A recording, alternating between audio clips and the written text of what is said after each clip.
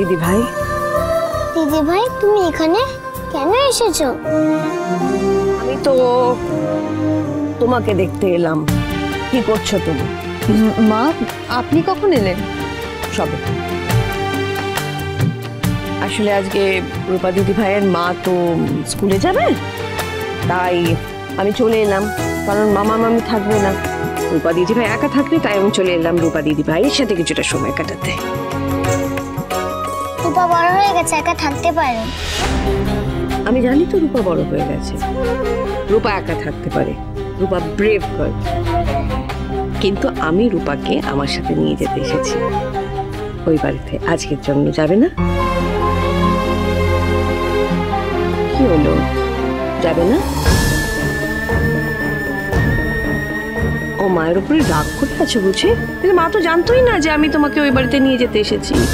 মা ওর মনে হয় আজ তো স্কুল ছুটি, চলো না সোনার সাথে গিয়ে খেলবে। থাক না মা, ও যখন যেতে চাইছে না তখন। ও যখন যেতে চাইছে না থাকবে না, ওকে আমি নিয়ে যাব। আর এরপর আমি আর তোমার কোনো না শুনবো না। মা কিন্তু দিদি ভাই। দিদি ভাই, তোমার হিংসুকুটি না মন খুব খারাপ জানো। পাতামি ওর কাছে গেলে ওর মন ভালো হয়ে যাবে। তুমি যাবে না? ও বাড়িতে গেলে বাবা। তুমি না একদিন বলেছিলে ওটা তোমারও বাড়ি, আর কোনো একদিন তুমি আসবে। দীপা, আমি ওকে নিয়ে যাই সোনার কাছে। ওরা দুজনে সমবয়সী তো, নিজেদের মধ্যে একটু কথা বললে হয়তো হালকা হবে। অনেক কিছু আমাদের সাথে যেটা শেয়ার করতে পারছে না শেয়ার করতে পারবে। সত্যি ওর হিংসুকুটির মন খুব খারাপ, তাই আমি ওকে নিয়ে যেতে চাই। ওরা ওখানে ভালো থাকবে। বাবা বাড়িতে নেই তো? তুমি চলো না আমার সাথে, তোমাকে কেউ কিচ্ছু বলবে না। বাবাকে দেখে বাবা বলে না ডাকলে রূপার যে খুব মন খারাপ হয় দিদি ভাই।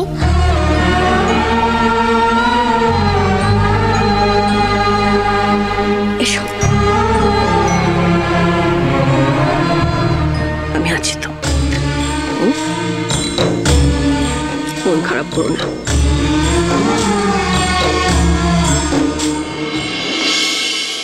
দেখুন, রূপার জন্য যতটুকু করা প্রয়োজন আমি ততটুকু করব নিশ্চয়ই। আমাদের না ওকে ভালো করে দেখতে হবে, ওর এক্সট্রা টেক কেয়ার করতে হবে। মোট কথা, ওকে কোনো মতেই সাফার করতে দেওয়া যাবে না। ডাক্তারবাবু সত্যি এসেছেন আমার রূপার বাবা হয়ে? এটা সত্যি না স্বপ্ন? আমি নিজের চোখ আর কানকে বিশ্বাস করতে পারছি না। মিসেস সেনগুপ্ত, আসুন, বসুন বসুন। এই তো আমি এক্ষুনি ডক্টর সেনগুপ্তকে বলছিলাম রূপার ব্যাপারে। আর উনি বললেন যে আপনারা ওর খেয়াল রাখবেন, ওকে দেখবেন। Sorry, excuse me. হ্যালো। এই প্রথমবার রূপার বাবা রূপার টিচারের সাথে কথা বলতে এসেছে। এটা যে বাবা না, বাবার মতো। আমি লোকাল গার্জিয়ান। আপনাকে অসংখ্য অসংখ্য ধন্যবাদ ডাক্তারবাবু।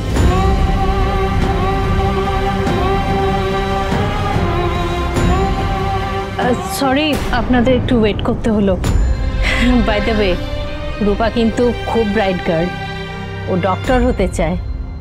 আপনি বোধহয় ওর ইন্সপিরেশন।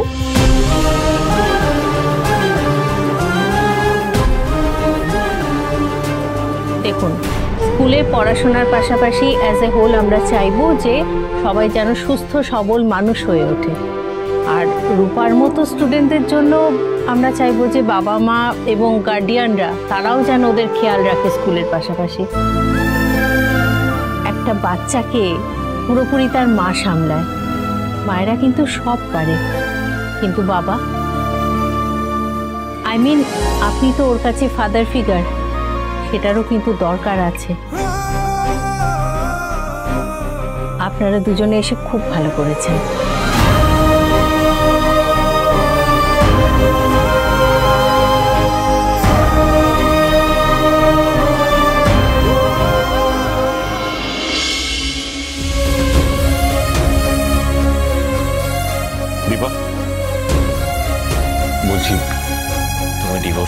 সাইন করে। তাই ভাবছিলাম কোনো কারণ ছাড়াই আপনি আমার এত বড় একটা উপকার করলেন। দীপা, এতক্ষণে উত্তরটা পেলাম। কি উত্তর পেলে তুমি? আমার কথাটা পুরোপুরি শেষ হলো না, তুমি না শুনে উত্তর পেয়ে গেলে। আপনার চাওয়াটা তো খুব পরিষ্কার ডাক্তারবাবু, উপকারের বদলে উপকার, এটাই তো আপনার উদ্দেশ্য ছিল, তাই না? দীপা, তুমি আমাকে ভুল থাক, আর কিচ্ছু বলতে হবে না আপনাকে, আমি যা বোঝার বুঝে গেছি।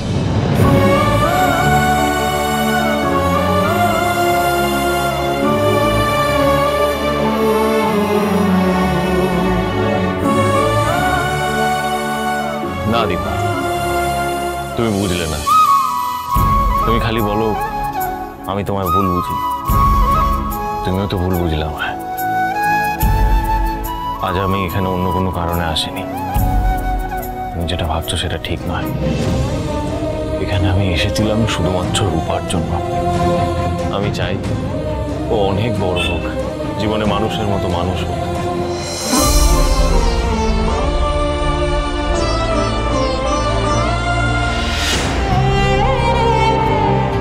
ওর দিকে তাকালে আমার কেমন যেন একটা হয়, বুকের ভেতরটা কেমন একটা করতে থাকে, খালি মনে হয় আমি আমার বাবা হই। হিংসুকুটি, তুমি কোনটা নিয়ে খেলবে, এটা না এটা?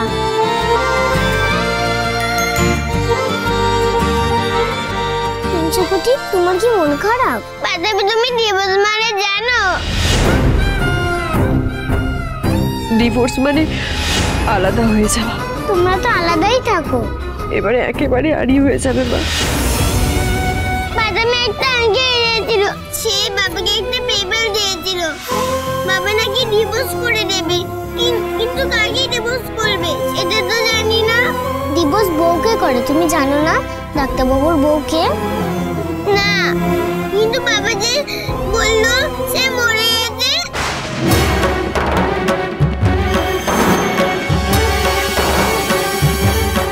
কি বলেছে? মরে গেছে?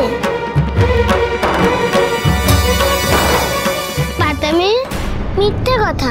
কি বলছে? আমার মা মরেনি। না, মরেনি। শোনো মা, বাবা। কি হয়েছে? তুমি কাঁদছো কেন? বাবা। কি হয়েছে বলো আমার? বাবা, আমার মা মরেনি, বেঁচে আছে।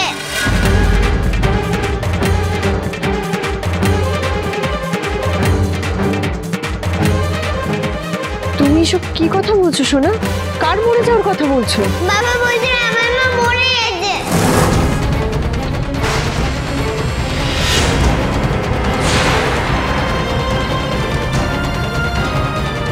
মা এমন করতেন, বলো না এসব কথা।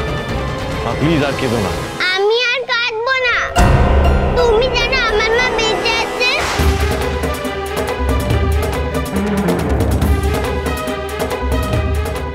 কি হলো বাবা, চুপ করে আছো কেন? বলো।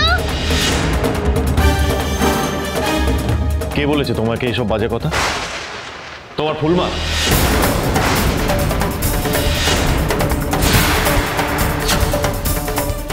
আমি বলেছি।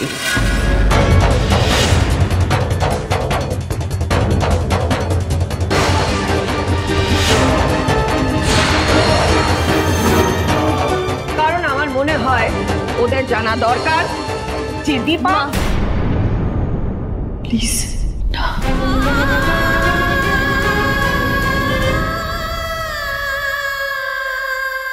এই যে ডাক্তারবাবু, তুমি খালি খালি আমার মায়ের নামে দোষ দাও কেন গো? আর রূপার মা হিংসুকুটিকে কেনই বা শেখাতে যাবে? রূপার মায়ের কি খারাপ লাগে না? বাবা, পাদামি কি সত্যি বলছে?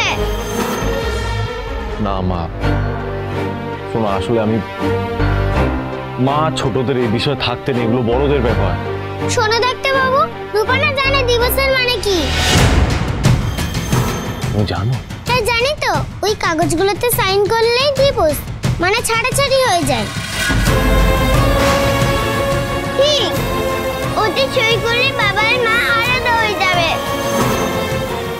মা, অতটুকু মেয়ের মুখে এসব কি কথা? আসলে ওরা তো আর বড়দের মতো জটিল নয়, ওদের মনে যা আসছে সেটাই বলছে। মনে কতটা কষ্ট জমা থাকলে এসব কথা ওদের মুখে আসে। হ্যাঁ ঠিক, এটা সূর্যরও বোঝা উচিত। তোমরা প্লিজ একটু চুপ করবে। শোনো, এগুলো নিয়ে মাথা ঘামাতে নেই, এই আলোচনাগুলো বন্ধ করো। এগুলো বড়দের বিষয়, ছোটরা এগুলো নিয়ে কথা বলে না। শোনো আমার কথা।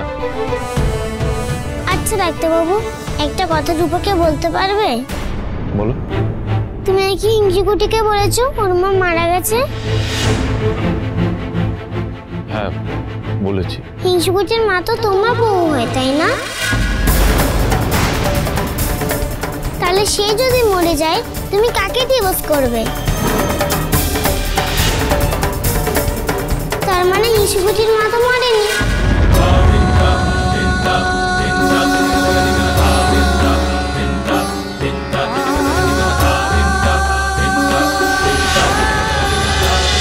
অনুরাগীর ছোঁয়া, সোম থেকে রবি রাত 9:30টায় স্টার জলসায়।